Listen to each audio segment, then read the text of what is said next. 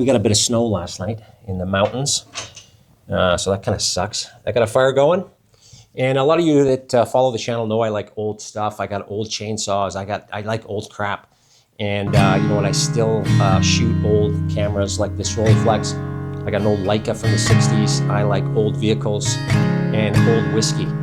This is my oldest lantern. I just picked this beauty up.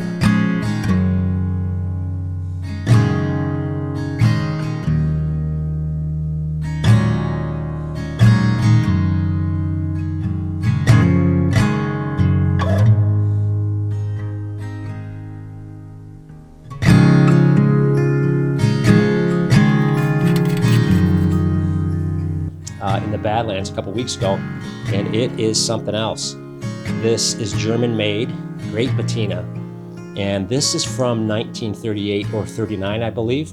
I just checked out the embossing, did a bunch of Google work, and that's what I come up with. If you know better, please let me know in the comments. This thing is in great shape. I'm going to take it apart. I'm going to show you quickly how this goes together, you know, checking the wick, putting new wick in if it needs it. I've got some lamp oil I'm going to dump in here. I do have a couple other old lanterns, but not this old. This is the oldest one. And this is kind of a famous or well-known brand. And it's a number 276. Made in Germany. Just a beauty. So this is called a Fuererhand. I'm not sure how to pronounce it. But this is, if you're into lamps, this is kind of one of the ones to get, I believe. You can check some of that etching on that globe, on the glass there. Very cool unit. Let's pop this globe out and let's check the wick, and I'll show you how to do that. So this is obviously the handle. This has got a little notch in it, so you can hang it on a nail or whatever. Now to get the globe out, you just got to lift up the chimney, and it's spring-loaded. Spring still feels great. And then you can tip this whole thing forward and pop the globe out. And there's the globe. There's different globe styles. I forget the name of this one. But you can still buy these today. Actually, you can still buy the Fuererhand lanterns. They still make them, which is pretty cool. So if you break this, I believe you can still get a new one. Now that we got the globe out of there, I'm going to pop this wick mechanism out. And I did throw some WD-40 on here because this whole thing pops out. And I'll show you that. And just give it a twist. Maybe. That's it. And this whole thing kind of comes out. So you can see there is wick in there. Looks a little crusty, but I think I'll just leave it in there. You can see the cap has a little notch on it, so that this little handle here, this cranks the wick up or down. You can see that. And you can pop this off, and there's the mechanism that holds the wick.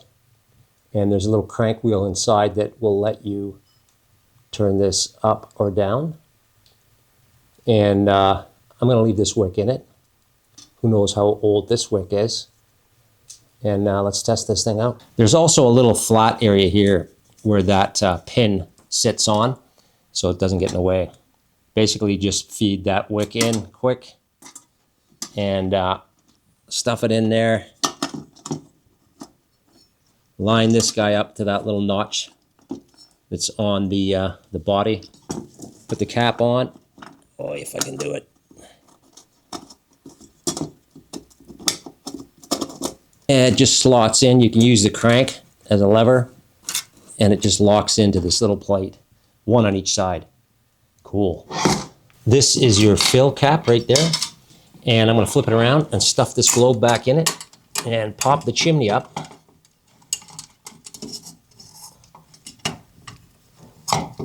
And there you go. Let's get some lamp oil in this thing. I'm going to dump the lamp oil in it right beside the fireplace, so we'll take this somewhere else. The cap is pretty cool. It's an embossed hand with a flame on it. So you should let the wick soak for about 15 minutes or so. So to light it, there's a little lever here that lifts up the whole globe. Pushes the chimney up, and then you can get at it and light it.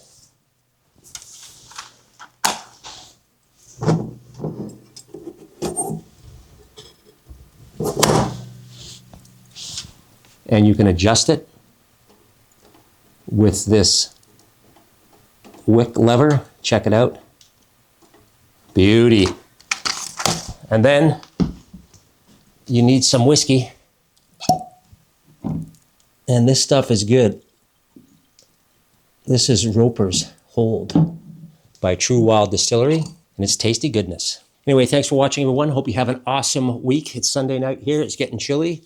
Winter's coming. I'm going to have to do some winter camping. Talk to you soon.